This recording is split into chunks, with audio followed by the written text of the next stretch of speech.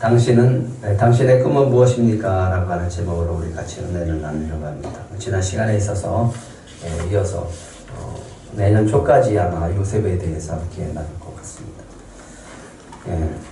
여러분들의 꿈은 무엇입니까? 카페 차리는 거. 카페 차리는 거. 주한이한테 물어보고 싶었는데 청전이 대답을 하네. 카페를 차리는 거. 주한이는 꿈이 뭡니까?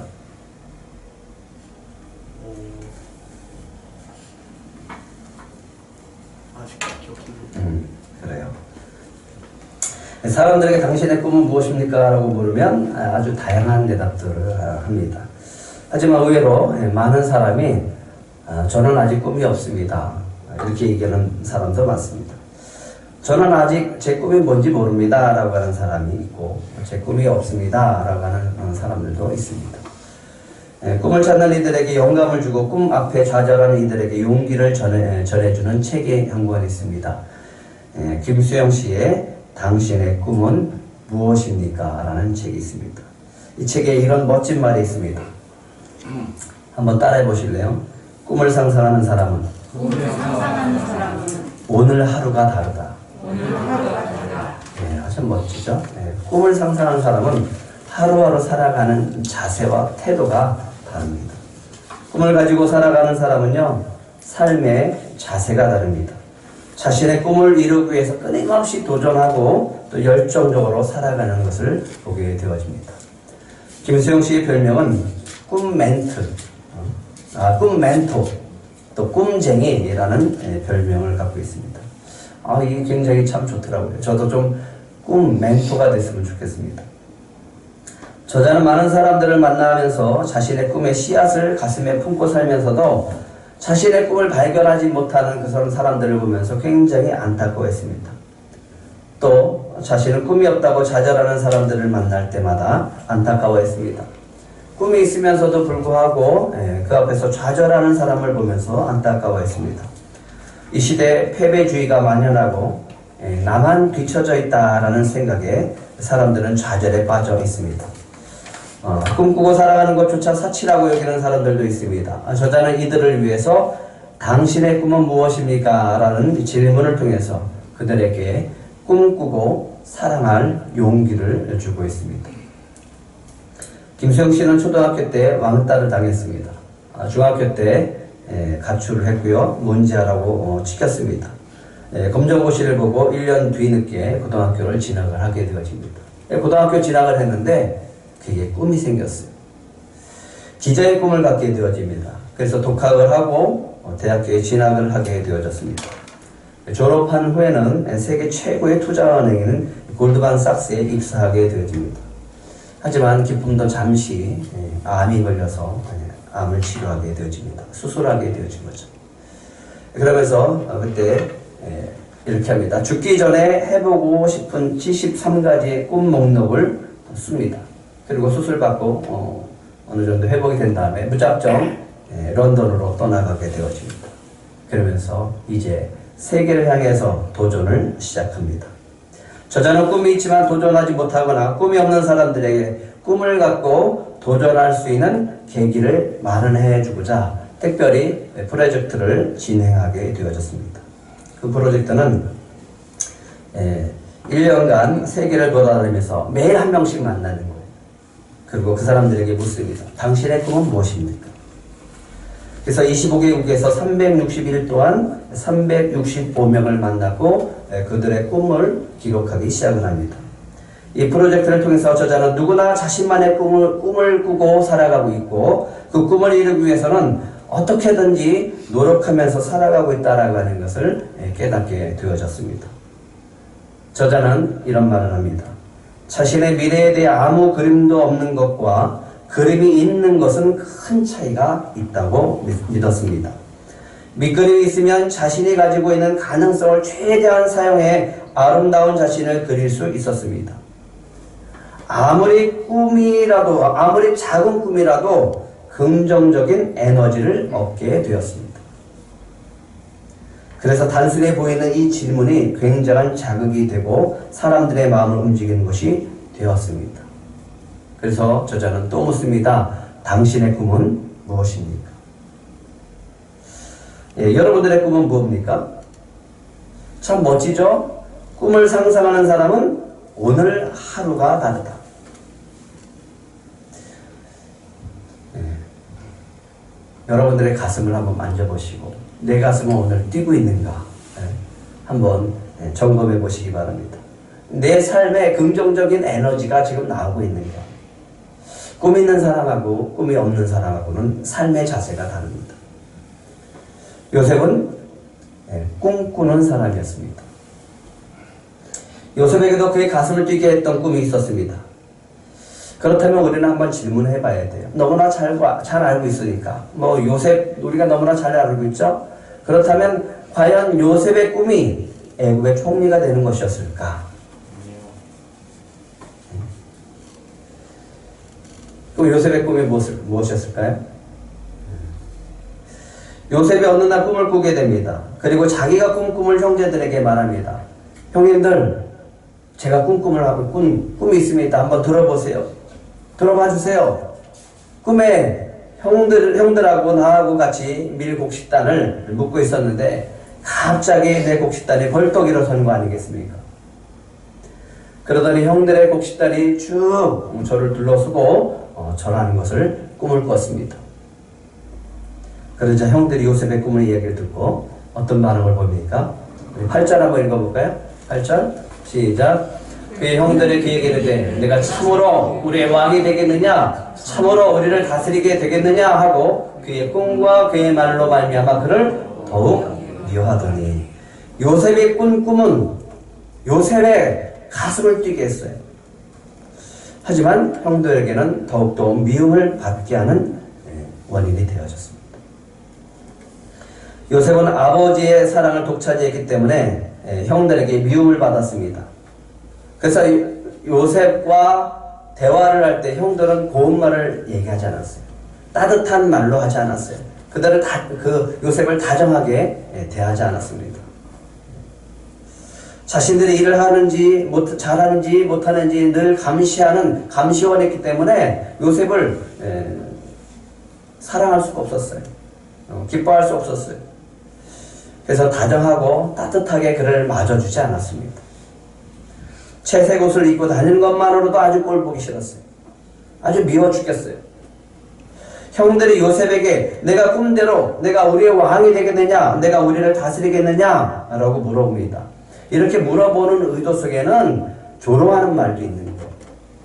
그러면서 한편으로는 야 정말 네가 내 왕이 되겠느냐, 우리의 왕이 되겠느냐 라고 하는 이 걱정과 염려도 포함되어 있는 겁니다. 정말 이 자식이 우리의 왕이 되면 어떻게 하지? 이라고 하는 그런 미움이 더 싹틀 수밖에 없는 겁니다. 그런데 왜 요셉은 형들이 자신을 미워하는 것을 알면서도 왜 형들한테 가서 자신의 꿈을 이야기를 했을까요? 꿈이 생겼으니까. 그렇죠.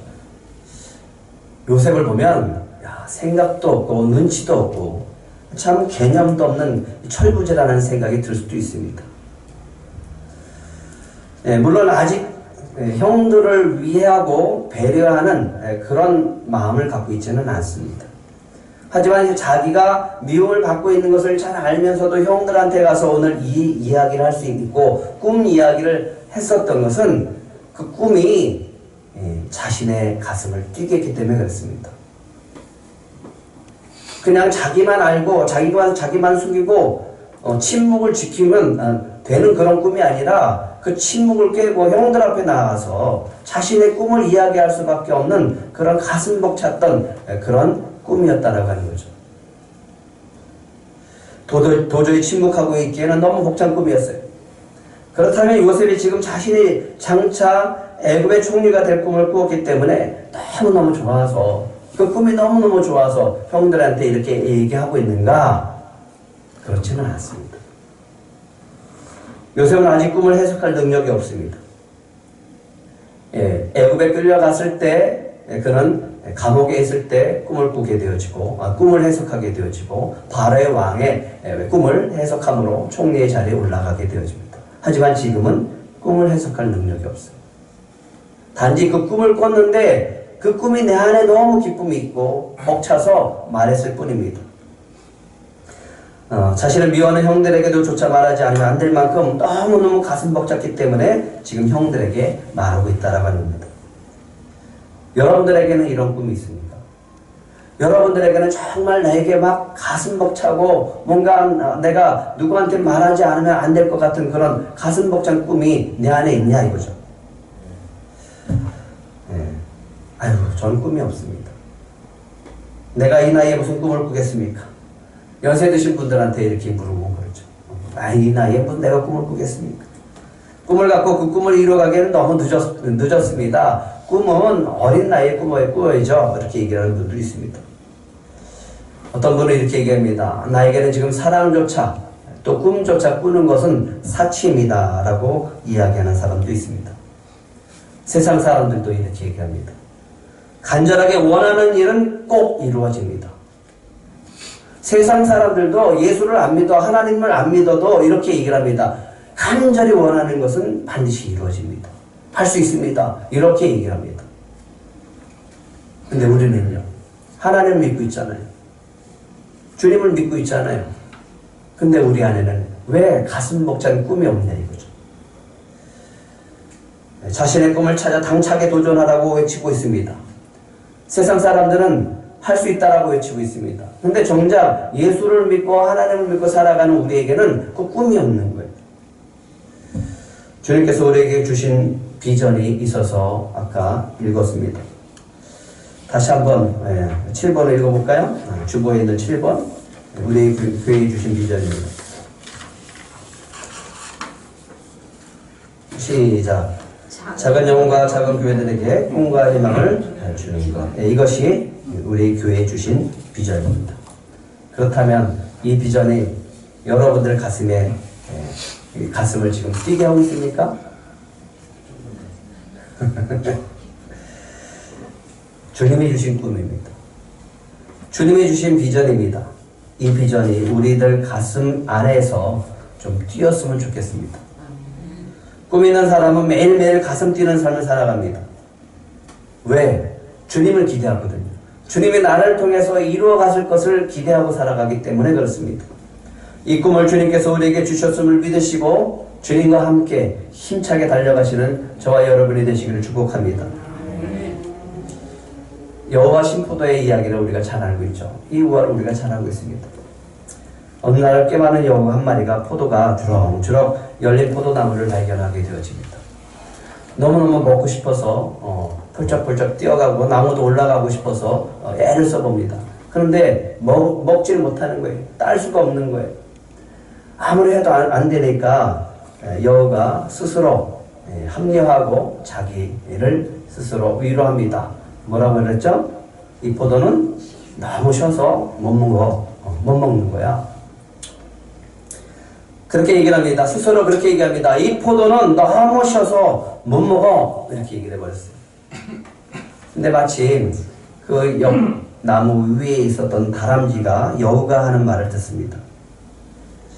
저 여우가 굉장히 영리한 녀석인데 저 영리한 여우가 포도가 쉬어서 못 먹는다고 말하는 것을 보니까 틀림없이 저 포도는 쉬어서 못 먹는 거야. 이렇게 생각을 하는 거예요.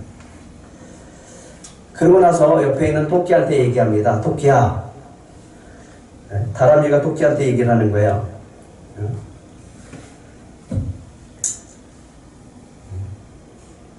여우가 그러는데 저 포도는 너무 쉬어서 못 먹는데 이렇게 얘기를 하는 거죠. 토끼도 그렇게 믿었어요. 그래 영리한 여우가 다람쥐가 쉬다고 하니까 여우와 다람쥐가 쉬다고 하니까 분명 저 포도는 쉬어서 못 먹을 거야 라고 했습니다. 그때 원숭이가 한 마리가 나타났어요. 그러면서 그리고 그 포도나무를 막 타고 올라가는 거예요. 그래서 포도를 따서 막 먹으려고 하는데 다람쥐하고 토끼가 막 막는 거예요. 안 돼! 못 먹어! 그 포도는 너무 쉬어서 못 먹어! 이렇게 얘기를 합니다. 원숭이가 의아했어요. 그래서 물어봅니다. 원숭이가 토끼한테 물어봅니다. 야, 너 이거 먹어봤어? 너 이 포도 먹어봤어? 이렇게 물어보는 거예요. 토끼가 대답합니다. 아니 못 먹어봤어. 그런데 다람쥐가 포도가 너무 시다고 그랬어. 원숭이가 다람쥐한테 묻습니다. 야, 너 이 포도 맛을 봤냐? 라고 얘기했습니다. 다람쥐가 얘기합니다. 아니, 나도 못 먹어봤어. 그런데 여우가 그 포도는 너무 시다고 말했어. 원숭이가 그들의 말을 무시하고 포도를 따서 맛있게 먹는 거예요. 실컷 먹습니다. 너무 맛있게 먹으니까 이 다람쥐하고 토끼도 좀 달라 그랬어요. 그래서 딱 먹고서 하는 말이 있었습니다. 야, 달다. 사단은 우리 주변에 있는 사람들의 소리를 많이 듣게 합니다.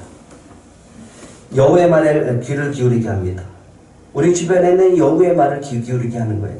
주님의 말을 듣는 게 아니라 여우의 말을 듣고 우리는 믿게 합니다. 야, 안 돼. 못 먹어. 저 포도는 너무 셔서 못 먹어. 꿈을 가지고 가슴 벅차게 살아가야 할 사람들이 우리는 세상 사람들을 바라보고 또 사단의 말에 속아서 저 사람은 우리와 다른 사람들일 거야 라고 생각합니다. 아니, 저 성공한 사람, 저 꿈 있는 사람은 분명히 뭔가 다르고 우리와는 다른 사람이야.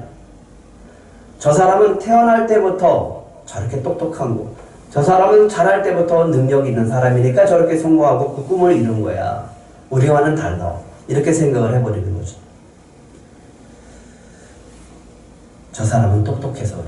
저 사람은 능력이 있어서 그래. 저 사람은 배경이 좋아서 그래. 저 사람은 부모를 잘 만나서 그래. 이렇게 탓을 하게 되어지는 거죠. 주님이 주신 꿈이 있음에도 불구하고 늘 그 주님이 주신 꿈을 바라보는 게 아니라 주님을 바라보는 게 아니라 자신을 바라봐요. 아이고, 나는 안 돼. 나는 이렇게 부족해서 안 돼. 주님께서 우리에게 가슴 뛰게 하는 꿈을 주실 줄 믿습니다. 아니, 이미 주셨음을 믿으시기 바랍니다.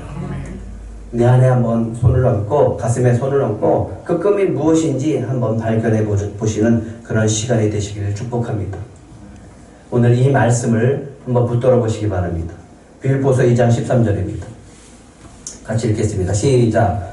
너희 안에서 행하시는 이는 하나님이시니 자기 기쁘신 뜻을 위하여 너희에게 소원을 두고 행하게 하시나니. 예, 주님께서는 우리에게 소원을 두십니다.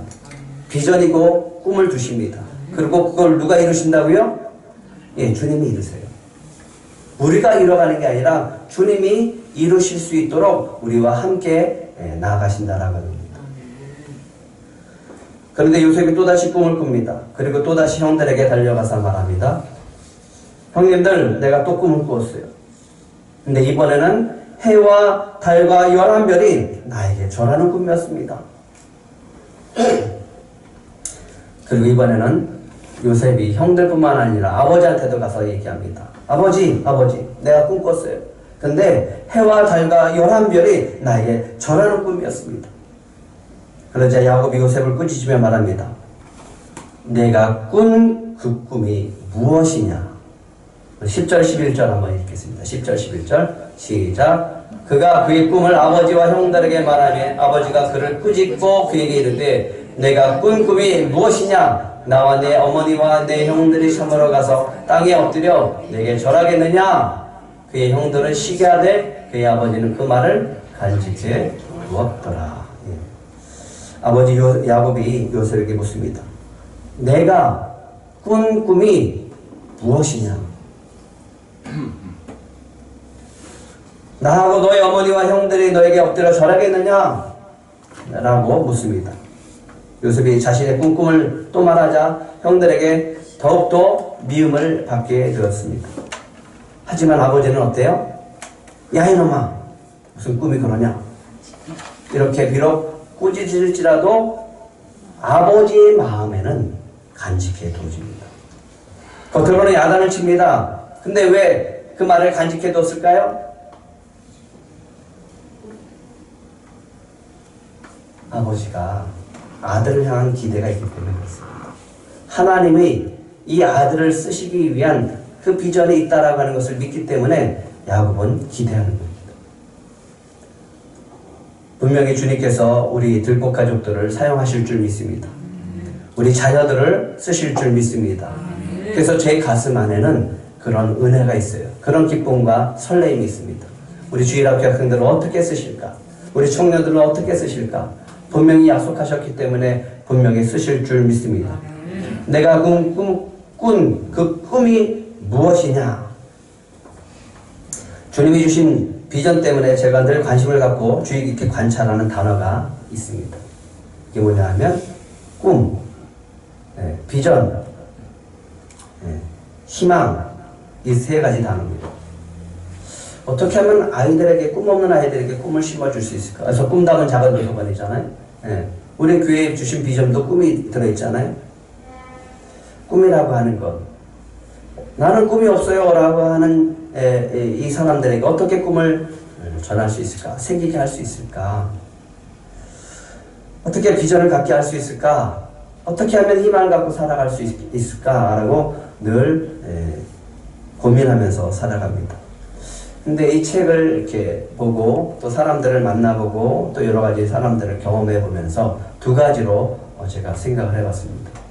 꿈 있는 사람, 꿈과 비전이 있는 사람과 꿈과 비전이 없는 사람의 삶의 모습을 보게 되었습니다. 꿈과 비전이 있는 사람은요, 꿈을 향해 끊임없이 도전하면서 살아갑니다. 끊임없이 도전해요. 소망과 희망을 가지고 기쁘게 살아갑니다. 꿈이 있기 때문에 소망이 있고 희망이 있어서 그것을 놓고 기쁘게 살아갑니다. 생각이 긍정적이에요. 마음이 긍정적입니다. 긍정의 말을 하고 믿음 있는 사람은 믿음의 말을 하면서 살아가는 것을 볼 수 있습니다. 현재 자신의 부족한 모습이 아니라 장차 꿈이 이루어질 것을 바라보고 살아갑니다. 그래서 자신의 부족함을 좀 생각 안 하고 도전하고 또 도전하는 거죠. 실패합니다. 그런데 실패해도 포기하지 않고 다시 일어나는 것을 볼 수 있습니다. 그것이 꿈을 가진 사람의 능력입니다. 반면에 꿈이 없는 사람, 꿈과 비전이 없는 사람은 삶에 활력이 없습니다. 늘 자신감이 없어요. 소망과 희망과 기쁨이 없습니다. 부정적인 생각, 부정적인 말을 합니다. 그리고 늘 수동적이에요. 리더가 되지 못합니다. 끌려가요. 도전하기를 두려워합니다. 왜? 실패할까봐. 실패에 대한 두려움을 갖고 살아갑니다. 패배의식 속에 살아갑니다. 꿈을 바라보지 않고 자신을 바라봐요. 부족한 자신을 바라보고 부족한 환경을 바라보면서 살아가는 것을 봅니다. 그래서 갇히고 그래서 눌려 살아갑니다. 이 모든 것 가운데 갇히고 눌린 영혼들에게 자유를 주시는 분이 예수 그리스도임을 믿으시기 바랍니다. 오늘 주님께서 저와 여러분들에게 가슴 뛰게 하는 꿈과 비전을 주실 줄 믿습니다. 요셉이 이 꿈을 꾸고 자신의 장차 애굽의 총리가 되는 것을 알았을까요? 그렇지 않습니다. 요셉이 애굽의 총리가 되는 것이 진짜 요셉의 꿈이었을까라고 하는 겁니다. 아닙니다. 그렇다면 무엇이 요셉의 가슴을 뛰게 했을까요?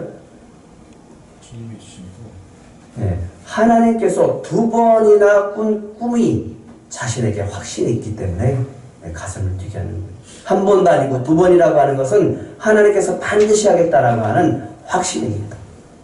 내가 그 꿈을 이루겠다라고 하는 사인이에요. 그러니까 그 믿음이 들어오니까 가슴을 뛰게 하는 거예요. 요셉의 가슴을 뛰게 한 것, 세상이 주는 꿈이 아니라 자기가 원하고 자기가 바라는 그런 야망과 욕망이 아니라 하나님이 주신 꿈이기 때문에 가슴이 뛰는 거예요. 하나님이 주신 비전이기 때문에 가슴이 뛰는 거예요. 이런 꿈과 비전이 저와 여러분 안에 있기를 축복합니다. 그런데 놀라운 건요, 요셉의 가슴을 뛰게 한 것뿐만 아니라 누구의 가슴도 뛰게 하냐면 형들과 아버지에게도 그 영향이 미칩니다. 형들은 두려운 거예요. 정말 저 자식이 왕이 되면 어떻게 하지? 저 자식의 꿈이 이루어지면 어떻게 하지? 아버지는 그 간직합니다. 그래, 하나님이 너를 그렇게 쓰실 거야. 야곱이 요셉에게 형들이 양들을 잘 치고 있는지 보고 오라고 이야기합니다. 그래서 야곱의 명령을 따라서 요셉이 여행을 떠납니다. 형들을 찾아서. 이제 헤브론에서 저 세겜으로 갑니다. 형들이 세겜에 있는지 알고 갔어요. 근데 세겜에 갔는데 형들이 없는 거예요. 사람들에게 막 찾아서 물어보니까 그 형들이 도단으로 간다라는 소식을 듣고 도단으로 가게 되어졌습니다. 도단까지 약 80km 정도 되는데 거기까지 찾아가요. 예. 그래서 형들이 요셉이 오는 것을 보고 뭐라고 말합니까? 19절 20절 한번 읽겠습니다. 19절 20절 시작. 서로 이르되 꿈꾸는 자가 오는도다. 자 그를 죽여 한 구덩이에 던지고 우리가 말하기를 악한 짐승이 그를 잡아먹었다 하자. 그의 꿈이 어떻게 되는지를 우리가 볼 것이니라 하는지라. 예, 형들이 요셉을 보면서 뭐라고 얘기합니까? 누가 온다라고 얘기해요? 예, 꿈꾸는 자가 오는구나. 꿈꾸는 자가 오는구나. 그 꿈이 누구의 가슴 안에도 있어요? 형들의 가슴 안에도 있어요. 요셉에게 하나님이 주신 꿈이 있었기 때문에 그들은 미워합니다. 형들이 요셉의 꿈을 미워했습니다. 그래서 요셉이 오는 것을 보고 말합니다. 꿈꾸는 자가 오는도다. 그리고 더 기가 막힌 것은 뭐라고 합니까? 저 자식 구덩이에 던져서 죽이자. 그리고 뭘 보겠다는 거 아니에요? 그의 꿈이 어떻게 되는지 우리가 봅시다. 네가 우리한테 얘기한 꿈 지켜볼 거야. 짓밟아 버리는 거예요. 죽이겠다라고 하는 거예요. 하지만 아무리 형들이 그렇게 한들 하나님이 주신 비전은 반드시 요셉을 통해서 이루어 가시는 줄 믿으시기 바랍니다. 세상 사람들이 아무리 우리의 꿈을 짓밟아도 주님은 그 꿈을 이루시는 분입니다. 몬티 로보치라고 하는 소년이 있었어요. 그의 아버지는 떠돌이 말조련사였습니다. 이 소년은 어린 시절에 끊임없이 학교를 옮겨 다녀야 됐습니다. 소년이 고등학생이 됐을 때 선생님이 학생들에게 숙제를 내줍니다. 자신의 꿈을 써와라. 그 소년은 언젠가 자신이 거대한 이 말 목장의 주인이 되겠다는 그런 인생의 목표를 가지고 있었습니다. 그리고 설계를 하기 시작합니다. 그래서 무려 7장이나 되는 종이에 걸쳐서 가득하게 빽빽하게 적어 내려가기 시작을 합니다. 소년은 아주 상세하게 자기 자신의 꿈을 적었습니다. 장차 내가 지을 건물들, 마구간, 트랙의 위치, 그리고 수십만 평에 달하는 목장의 설계들을 아주 상세하게 그려갔습니다. 목장 안에는 자기가 살 아담한 주택도 이렇게 설계했습니다. 아주 구체적으로 도안을 작성해서 설계를 했습니다. 소년은 온 정성과 마음을 쏟아서 꿈을 가지고 있는 것을 다 표현해서 설계를 해서 선생님께 제출을 했습니다. 이틀 후에 선생님이 채점을 해서 돌려줬습니다. 겉장에는 커다랗게 붉은 글씨로 F로 기록이 되어집니다. F학점을 줍니다. 그래서 선생님이 F학점을 준 이유에 대해서 이렇게 썼습니다. 이렇게 썼어요. 이것은 너와 같은 환경의 아이한테는 너무나 비현실적인 꿈이다. 넌 돈이 한 푼도 없으며 너의 가정은 어렵고 여러 도시를 떠돌아다니는 형편이 아니냐. 말 목장을 가지려면 우선 땅도 사고 말들도 사야 하고 종막값도 치러야 한단다. 너한테는 이 모든 것을 실현할 능력이 없다. 그러면서 선생님이 이렇게 덧붙였습니다. 내가 좀 더 현실적인 목표를 세워 숙제를 다시 제출한다면 점수를 제고해 보겠다. 몬티가 집으로 돌아왔습니다. 아버지한테 물어요. 아버지, 내가 이렇게 채점을 받고 선생님한테 이런 이야기를 들었는데 제가 어떻게 해야 될까요? 아버지가 몬티한테 얘기합니다. 아들아, 이것에 대해서는 자신만이 결정할 수 있단다. 그리고 그 결정이 너의 인생에 매우 중요한 것이 되리라고 나는 생각한단다. 이 아버지의 말을 듣고 곰곰하게 생각합니다. 어떻게 해야 되나? 어떻게 해야 되나? 일주일 동안 심사숙고한 다음에 몬티는 처음에 제출했던 그 숙제를 하나도 수정하지 않고 선생님한테 제출합니다. 거기에 아주 이런 말을 썼는데 너무너무 감동적이었어요. 선생님, 저에게 F학점을 주세요. 저는 제 꿈을 그대로 간직할 겁니다. 세월을 흘렀어요. 플래그 이즈 업 밤이라고 하는 이름이 커다란 목장에서 강연회가 열렸습니다. 목장 주위에는 25만 평의 넓은 목장 안에 있는 아담한 주택 안에서 청중들을 모시고 연설하기 시작을 합니다. 그 강연자의 이름은 바로 몬티 로버츠였습니다. 몬티는 당시 작성했던 그 숙제를 액자에 넣어서 그대로 보관했습니다. 그리고 자신의 꿈을 포기하지 않았다라고 합니다. 세상 사람들이 이렇게 얘기합니다. 꿈은 이루어진다.